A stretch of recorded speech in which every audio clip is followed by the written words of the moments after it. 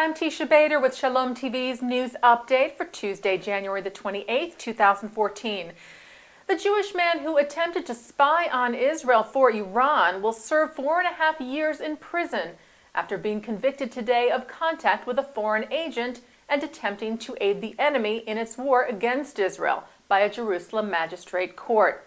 47-year-old Yitzhak Bergil is a member of the radical anti-Zionist ultra-Orthodox Jewish sect Neturei Karta.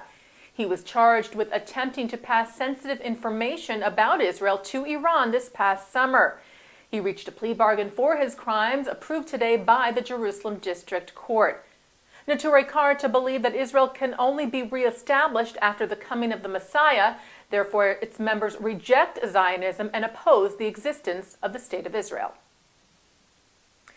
The Jerusalem Post reports that Israeli Prime Minister Benjamin Netanyahu once again warned over what he termed the world's silence over Iran's nuclear threat and its stated desire to destroy the State of Israel. The Prime Minister made the comments yesterday on International Holocaust Remembrance Day. He said, facing a country openly calling for the destruction of the State of the Jews, everyone is clearing their throats and smiling in front of the smiles.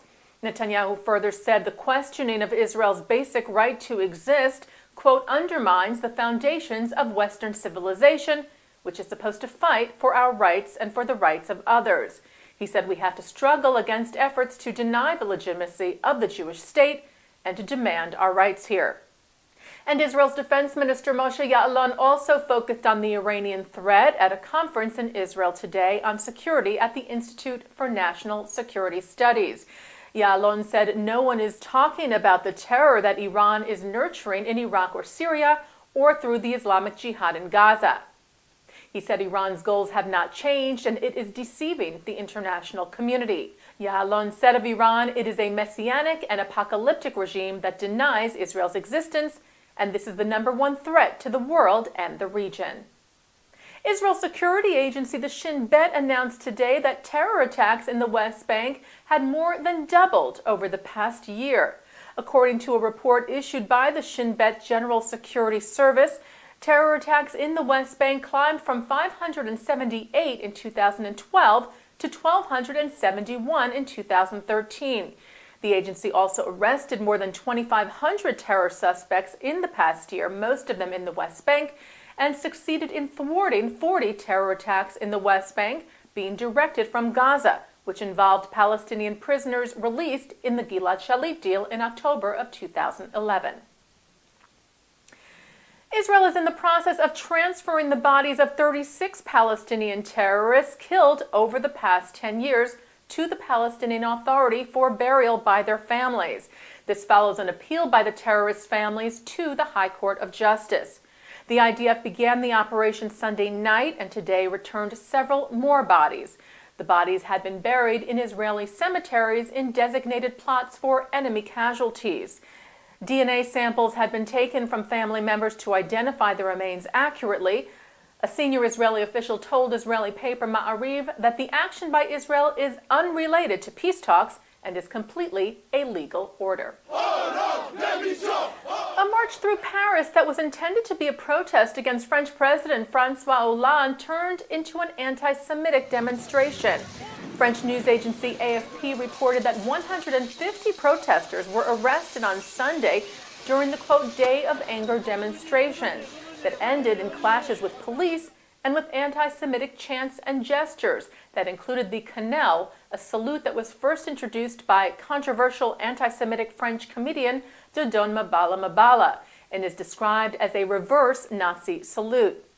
According to Israel Radio, the crowds in Paris were yelling their support for the comedian, as well as chanting things like Jews go home and Jews, France is not your country. AFP said the Union of French Jewish Students condemned the anti-Semitic slogans and Nazi salutes by some protesters. The group's president, Sasha Reingewirtz, told AFP that this day of anger has turned into a day of hate. At a special session marking International Holocaust Remembrance Day held at the United Nations yesterday, Oscar-winning film director Steven Spielberg stressed the importance of gathering testimony to the horrors of the Holocaust. He said mass graves don't have to open up before we act. Spielberg gave the keynote address at the special UN session, where he said it is a great accomplishment of our species that the testimonies of survivors can be heard in the high chambers of society.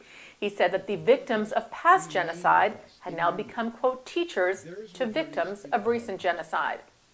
Israel's ambassador to the UN, Ron Prosor, also addressed the session yesterday, where he stressed that action, not just remembrance, was essential to ensure the future and fate of the Jewish people, noting that 70 years after the Holocaust, the world was still plagued with anti-Semitism.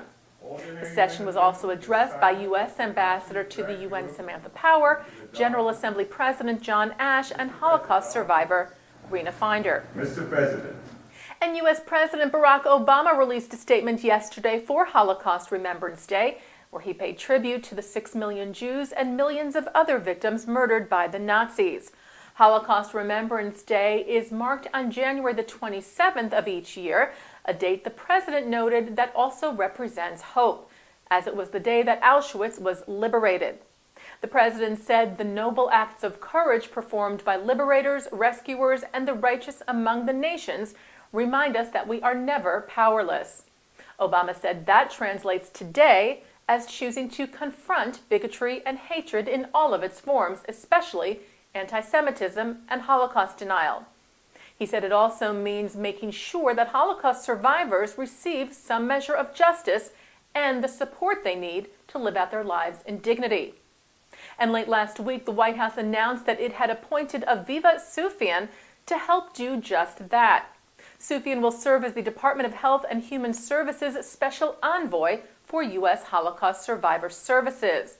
Her appointment follows years of conversations between the White House, members of Congress, and Jewish federations and Jewish family and children's services to address the social service needs of Holocaust survivors. The Jewish Federations of North America praised the appointment and also announced a new National Federation effort to boost community programs for Holocaust survivors that will be led by veteran philanthropist Mark Wilf. The Ruderman Family Foundation announced the first recipient of the Morton E. Ruderman Award in Inclusion yesterday as Dr. Michael Stein of Harvard University. Stein, a visiting professor at Harvard Law, is the co-founder and executive director of the Harvard Law School Project on Disability. The award recognizes an individual who has made an extraordinary contribution to the inclusion of people with disabilities in the Jewish world and the greater public. And today, the Jewish Federations of North America, alongside the Ruderman Family Foundation, announced an initiative to place young adults with disabilities in internships and fellowships at 5 Jewish federations across the country, as well as in JFNA's Washington office. The federations selected to take part in the initiative are the Associated Jewish Community Federation of Baltimore, the Jewish Federation of Greater Los Angeles, the Jewish Federation of Greater Metro West in New Jersey, the Minneapolis Jewish Federation, and UJA Federation of New York. JFNA President and CEO Jerry Silverman said the program offers a critically important opportunity to make a difference in people's lives and to bring more awareness to the issue of inclusion and the way in which we view it, as well as strengthening the Jewish community at large. And turning to our Shalom TV programming for tonight, Tuesday, January the 28th, at 8 o'clock, Mark Golub is joined by Israeli author Yossi Klein Halevi on L'chaim to discuss his new best-selling and award-winning book, Like Dreamers, the story of the Israeli paratroopers who reunited Jerusalem and divided a nation. And then at 9 o'clock, Shalom TV will replay the memorial tribute to the late Edgar M. Bronfman Sr., which we aired earlier this evening live from Lincoln Center's Avery Fisher Hall. The tribute to the mega philanthropist will replay tonight at 9 p.m. and again at midnight, and also tomorrow, Wednesday, at 3 p.m. That's here on Shalom TV and ShalomTV.com. And that's Shalom TV's news update for Tuesday, January the 28th, 2014. I'm Teisha Bader.